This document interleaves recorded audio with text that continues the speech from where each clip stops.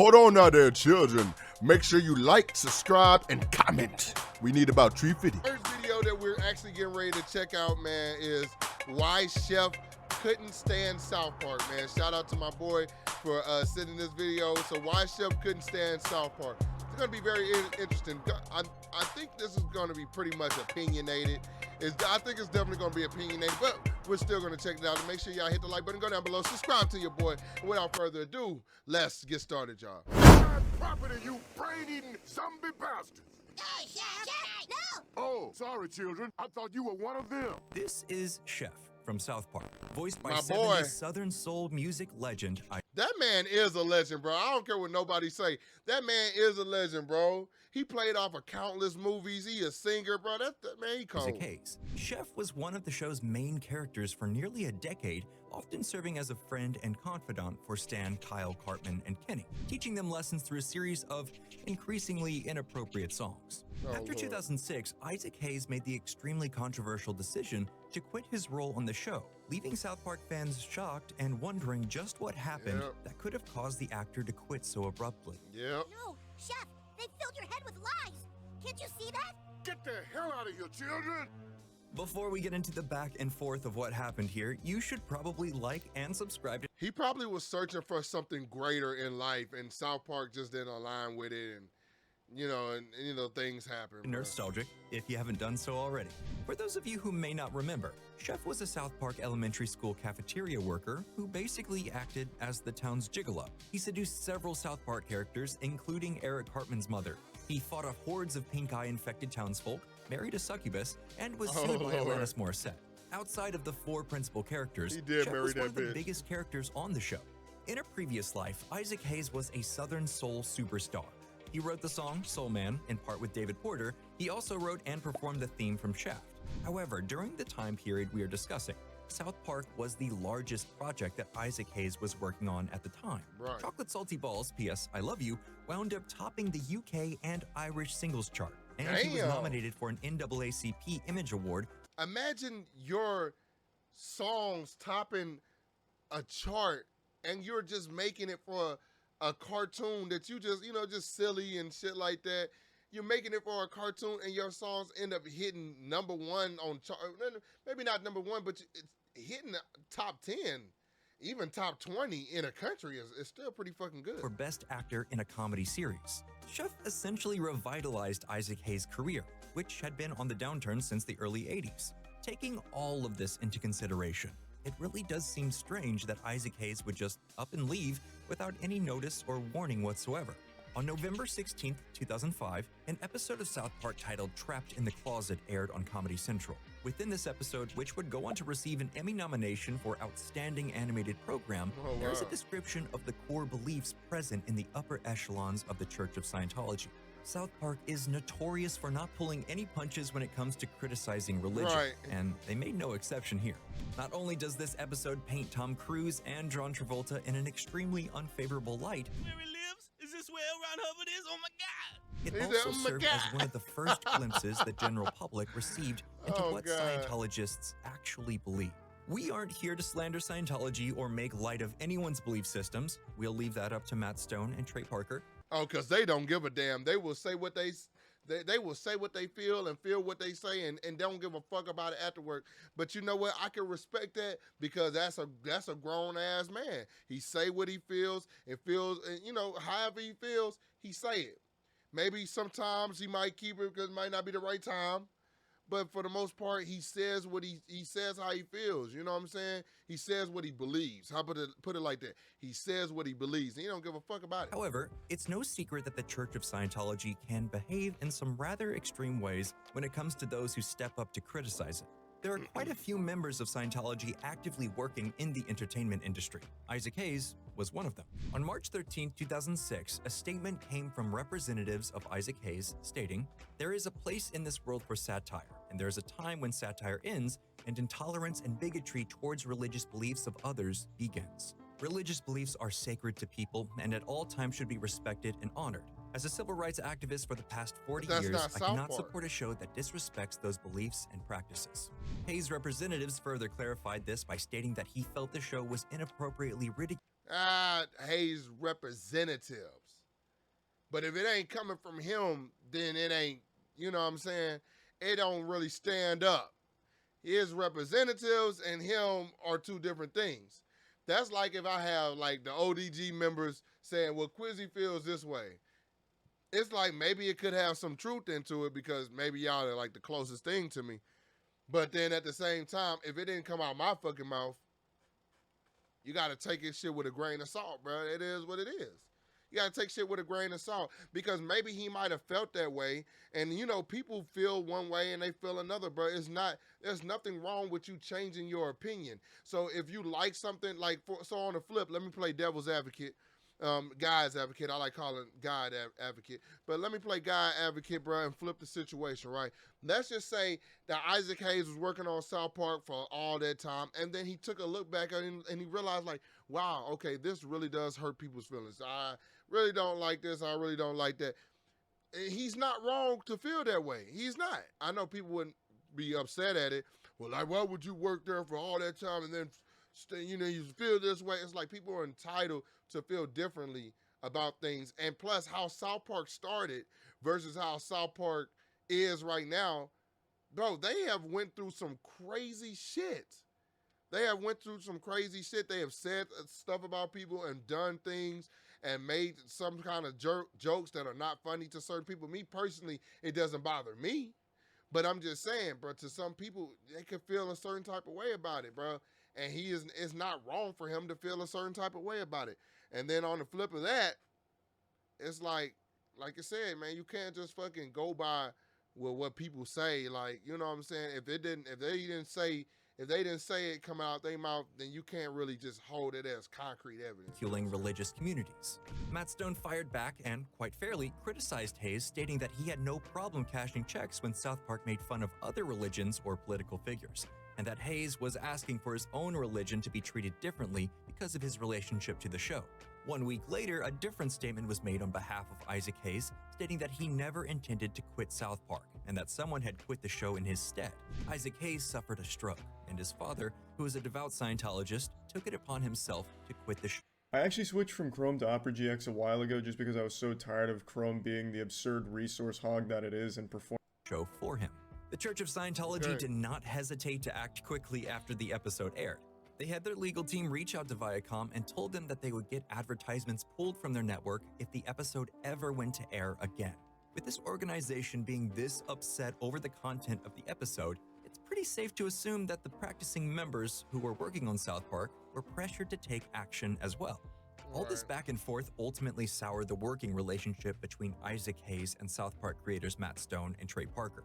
While Isaac Hayes would not return to lend his voice to Chef for one final episode, Parker and Stone did something quite brilliant with Chef's dialogue. In the season 10 episode titled The Return of Chef, they recycled old recordings of Chef's previous dialogue and spliced them together to make Chef seem completely insane. All right, so look, here's the thing. My thoughts on that, because a lot of people have always asked me, you know, what do I feel about that? I'm gonna be honest with you. There's a lot of mixed reviews that I have. I feel one way, and then sometimes I feel a different way. But overall, what I really feel about that is whether Chef left the show or didn't, whether Chef had a representative saying one thing or another. And I'm pretty sure that if they had a lot of behind the scenes talks that people don't even know about, regardless, the Chef's contribution to the show, whether y'all treat Scientology a certain way or not, Chef's contribution to the show, I do not believe that he should have been, his character should have been treated that way. Regardless if Isaac Hayes was a certain thing to y'all, it was so distasteful for the way that Chef died. But I have never been mad at South Park. And I still am not mad at South Park. I've never felt too big of a way about South Park. South Park is always South Park. I know what I'm watching. And I know that from the beginning. But if I ever had to complain or ever had something to say about South Park, it was how they treated Chef that episode, bro. Having that man be a children toucher on some EDP shit, saying all these crazy things, then getting, you know, jumbled up and falling down and ripped apart by a lion and a bear and falling on a spike. And I'm like, then getting taken and transformed into Darth Vader. Now, the Darth Vader kind of thing was a little funny. It was classic South Park. But how they just like, you know, killed him off like that. Like, bro, why didn't Chef get killed off in a way where he was like making love to a woman and you end up having a heart attack? I don't know, bro. Y'all could have did so many things to honor the character of Chef. It doesn't necessarily have to be honoring Isaac Hayes, but honoring the character of Chef. He was there since the first fucking episode, bruh. I just, I don't know. I just feel like that was wrong. I'm Hello just being there, honest with you. children. Hey, Chef. How's it going? Good. Well, how about I meet you boys after work and we can make love? This might seem like a very pointed and targeted attack on Isaac Hayes, but if you really take the time to understand the context of this episode, it seems more like Matt Stone and Trey Parker are reaching out to Isaac Hayes in a very sympathetic way. The episode centers around the boys trying their best to save Maybe towards the end with the funeral, but still was a very distasteful episode in my opinion. Chef from the Super Adventurers Club. Every line of dialogue spoken to Chef Exactly, from so- Stan, so- Kyle, Cartman, and Kenny feels like the writer's way of reaching out to Hayes and flat out telling him that he's gone off the rails. Chef's shocking dialogue throughout the episode serves as their way of telling the world that there is something wrong with Isaac Hayes, and he is spouting nonsense in the name of the Adventurers Club, which is an analog for the Church of Scientology. As the episode plays out, the children become increasingly confused by Chef's behavior, up until the point where Chef falls down a cliff and dies without ever coming to his senses, which is basically an acknowledgement that Isaac Hayes was too far gone and would inevitably end his career as the seemingly delusioned member of Scientology. Despite this episode's somewhat aggressive skewering of Isaac Hayes and Scientology by way of the Super Adventure Club, there is a level of reverence the writers keep for Hayes, specifically at the end of the episode through Kyle's dialogue. I'm gonna remember Chef as the jolly old guy who always broke into song. I'm gonna remember Chef as the guy who gave us advice to live by. Kyle's sentiments feel completely genuine, almost as if the writers are reaching out of the screen and telling it to us directly. These sentiments were echoed in a later interview with Matt Stone and Trey Parker in an interview for The Hollywood Reporter. Matt Stone stated that it sucked to get the full picture because the initial statement made them look like bigots, and Trey Parker said that despite that, they knew in their hearts that there was something else going on. After Isaac Hayes' passing in 2008, South Park dedicated the episode titled The China Problem to his memory. If you look at this entire scenario, it seems like a pretty huge dust-up for a single episode of a cartoon series. However, creating controversial subject matter is something that Matt Stone and Trey Parker could probably write a book on. They took a college animation project made from construction paper and turned it into a self-contained universe serving as a microcosm for current events told through the eyes of 10-year-old children. Regardless of the fallout or repercussions of this episode going to air, controversy serves as a huge reminder to the power of satire. A function of satirical artists is to criticize the absurdities of political and religious institutions and beliefs. And when they do this well, those religious and political institutions lash out in a variety of ways. Right. So like basically what he's saying in so many words is their job is to make fun of shit and talk about things basically like comedians, bro. And they are comedians. They are comedy. That's what they do. So I'm never, like I said, I was never mad. I'm not mad at them now, but I'm just saying I was never upset or disappointed at them for talking about Scientology. They talk about Christianity. They talk about Scientology. They talk about they talk about everything. They talk about everything. But I was just saying how they chose to get rid of Chef in that death scene was pretty fucked up. That's all I was saying.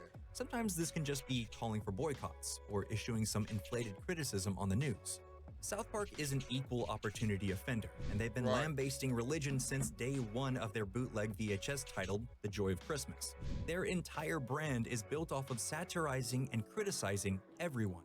And for the most part, they do this in very fair ways. South Park thrives on their ability to draw people in and utilizing satire to make they do that in very fair ways, but that Chef episode was personal. That shit was personal. people think about certain controversial topics and spark thoughtful and meaningful conversation. Churches like Scientology thrive on the unwavering and unquestioning support of their members, and when something emerges as a threat to that, they do everything they can to extinguish that threat. So you're not the prophet, huh? You made me look stupid. I'm gonna sue you too. Well, fine. Go ahead and sue me. I will. I'll sue you in England. The Look at departure us. of Isaac Hayes from South Park was controversial, to say the least. Hayes was a part of the show from the very beginning and had definitely cemented himself as a fan-favorite character. However, his inability to allow his religion to be satirized created an impasse between him and Matt Stone and Trey Parker. Good religious satire should be divisive to some degree. In fact, it absolutely needs to be divisive to be effective. Otherwise, it wouldn't be satire at all. Due to its divisive nature, satire can have consequences. These consequences can range and vary from legal challenges and litigation, but more often than not, the biggest consequences of satirization can be on the level of interpersonal relationships. In the case of South Park, the biggest consequence of their satirization of Scientology was the loss of Isaac Hayes as a performer. And that's it for this one, folks. Don't forget to let us know what you think in the comments section below. You might see some links floating in the player window. Feel free to click on those if you'd like to stick around. And thanks for watching Nerdstalgic.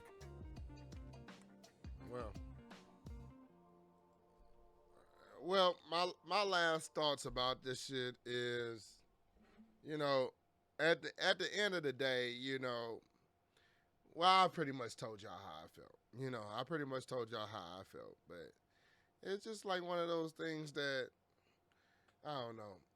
You know, you be upset at the time and you say things that you mean and some things that you don't mean.